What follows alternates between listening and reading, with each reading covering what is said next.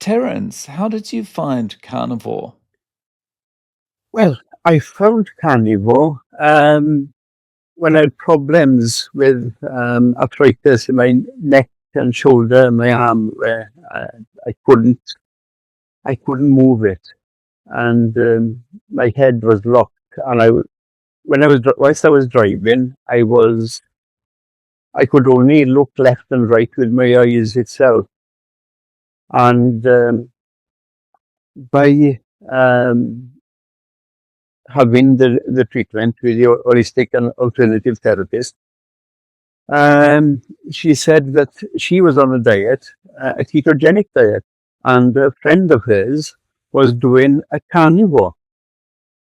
And of course, and she was saying that um, the ketogenic diet was helping her, and her friend said that that the carnivore was helping even more. That got me thinking, and as soon as I got home from there, I looked into my research in YouTube, and I came across yourself, Anthony Shapey, Gary Fecky, Paul Mason, Tim Noakes, Professor Siegfried, um, all of them, and I came across them all very quickly. And I thought to myself, at a quick look at a bit of everything. And I came back to you then, because then I was seeing results that other people were. But my it was a really intense journey of I wanted to learn. I wanted to learn. So I was listening to the professors, doctors, and because I'm a cyclist myself, and I could understand the terminology with Paul Mason and Tim Noakes and Anthony Shapey.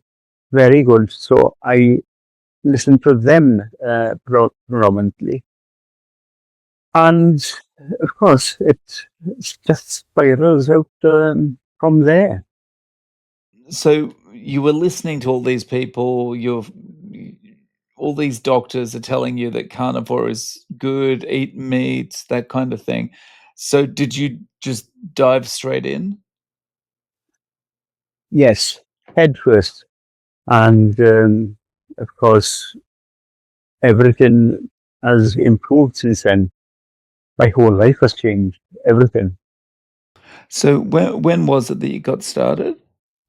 It was May the 15th, uh, 5 days after my oldest son's birthday. Um, and between May the 15th and November the 15th, I'd lost exactly six stone in 6 months. Wow. Um, so you must feel very different. Oh, feel different. Uh, I'm totally different. I've never ever felt like I never felt as healthy and as active as I am now when I was 20. It's life changing, as if the whole body has woken up, as if I've been hibernating for the last um, 40 years. Yeah, because How is the arthritis pain? How is the neck pain?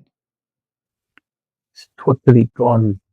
All my ailments have gone, even back to ailments when I was in my school days. Going back to 1965, um, uh, I had pains in my ankles and calves, and I was walking with a limp, and saying, "Where's the pain?" I was pointing at my foot, saying, "There's pain there." Then they were calling doctors in. The school called doctors in, and they said, "You're not walking right." And you know, through my school days, that carried on they couldn't pinpoint it. I was taken me to the hospital. I was having X-rays. Nothing wrong. And then I worked in the car industry for a short period of time, and then getting in and out of pallets. And I remember I used to turn around and say, "Oh, my back is absolutely killing me."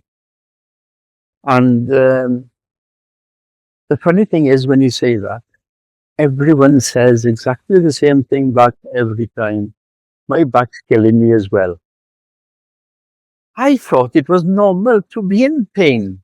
I had X-rays. Next thing, my mother phone call for me to go down the surgery.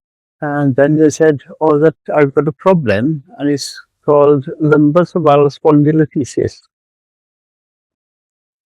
which is the discs in the back hadn't calcified properly." So, and the orthopedic surgeon that I was in there, he called it a rattler, a loose disc, because basically I had a permanent slip disc because it had slipped out and it was staying out. And I went through all my life like that. And I still got it, but there's no pain anymore. Has your ability to cycle improved? Like, are you more kind of nimble or Oh, flexible when you're riding the bike? July the 28th, because the wheels that I got on my bikes are 23 millimeters. They're quite small ones. And the spokes are very, very thin. And I mean, they're top end bikes. And whenever you get a top end bike, everything is much lighter. They can only hold a certain amount of weight. I think it's about a maximum of 100 kilos, 90 kilos, I think. But the safety factor as well. And of course, my first ride, 24 miles, no problem. I thought, wow, that was easy. And I'll do that again tomorrow. Done it again tomorrow. Wow. Yeah, I've still got my strength. Still got my, I haven't lost strength since 2016. And I'll try a longer one. So I done a 65, 65 mile, 64, 65, something like that. Road to Swansea, up to Richard Smith's area. And so I was cycling away. That's great. And I went out again. And this now was the hottest day of the year again. Another 60 miler. And I was coming back. I ran out of water. I thought I only took one bottle of water with me. And I ran out of water. And I thought, oh my God, middle of nowhere. No one about or anything. I just stopped, sat down for a while. Within a couple of minutes, I could feel my body hydrating itself. And I've never experienced anything like that before. And I thought, well, you know, because my mouth was bone dry when I stopped.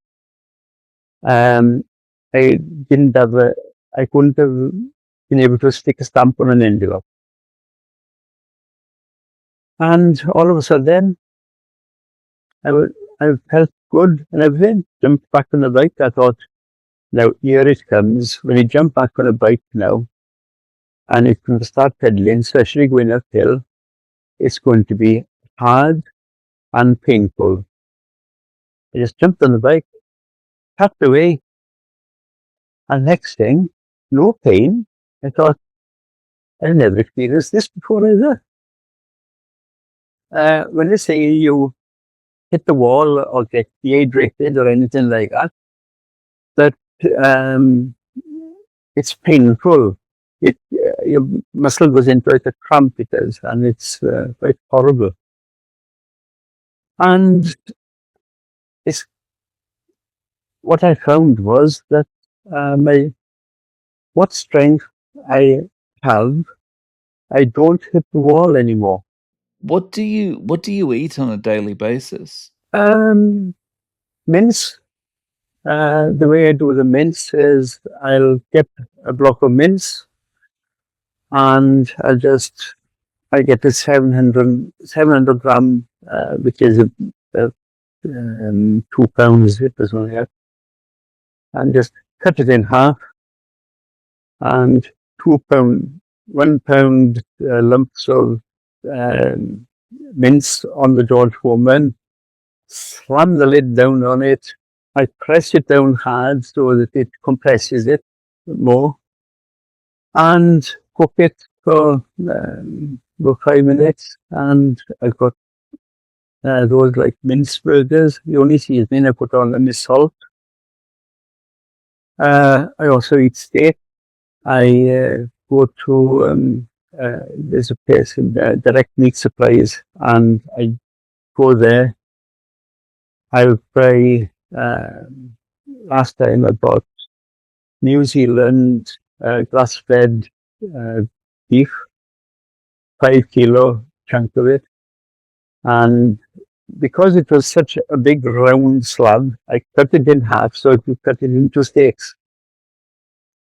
Uh, and I got really big steaks now, and I cook them. I cut them about 40 mil, over 40 mil thick. And the same thing with those. I cook them for um, three 3 minutes, uh, and it's more like a blue steak inside it.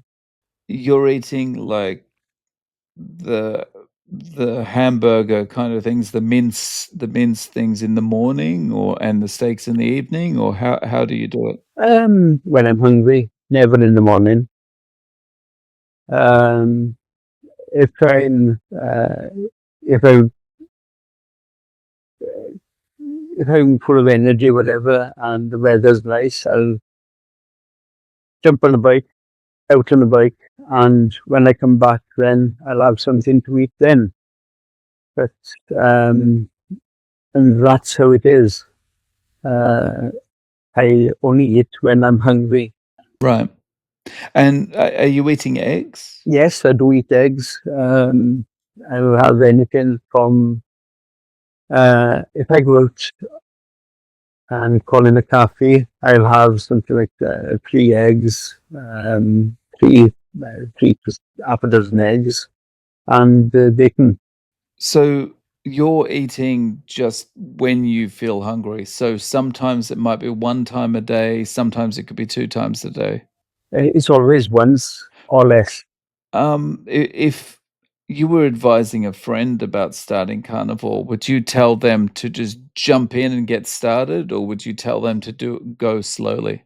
I'd tell them to jump in and keep the portion sizes down so that your stomach is not overwhelmed. You've got to warn them about it. It can affect um, the bowel movements. It can be a bit watery, but it's not uncomfortable or anything. More of an inconvenience more than anything. That it surprises you, and rather than being caught out, it's best to warn somebody and be careful. Don't eat too much of a volume. Terence, if people want to reach out to you, do you have any social media that they can get you on? Facebook is the main one, really. I've got a YouTube channel as well, which is the Carnivore Cyclist. So I'll link to your YouTube and your Facebook in the show notes. Terence, thank you so much for coming on and sharing your story. I really appreciate your time. Well, it's been a pleasure. The word needs to be spread.